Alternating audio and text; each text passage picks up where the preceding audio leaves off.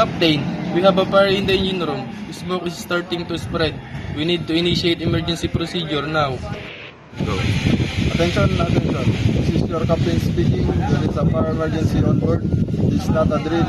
All passenger and crew member must proceed to the nearest master station immediately. Crew members, please take your assigned emergency duties. Passengers, follow the crew's instruction and remain calm. Go. Attention, all passengers, please make your way to the nearest master station calmly and quickly. This is a mandatory evacuation. Do not use elevators and stay with your assigned crew member.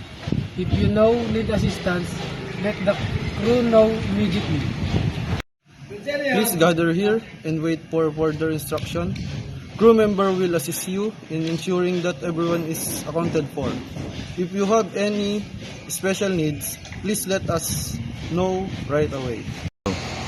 Team Alpha and Bravo, proceed to the fire zone and engage the fire using extinguishers. Team Charlie and Delta, continue evacuating passengers and ensuring they are in the master station. We are following our emergency protocols and will provide updates as the situation progresses.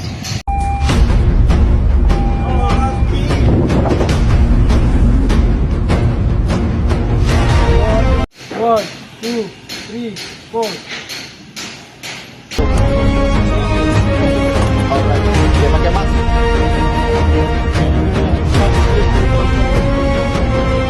Helmet mo pakai. Apa? Pera. Go.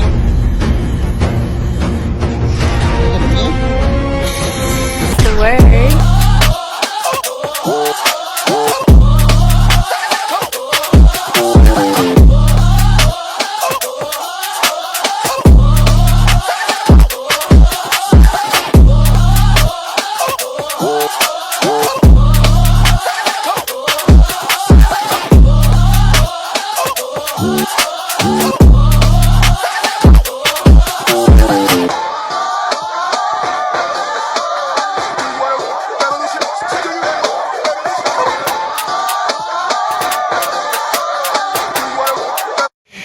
Thank you, everyone, for your cooperation. The fire emergency has been handled effectively, and we are now returning to normal operations.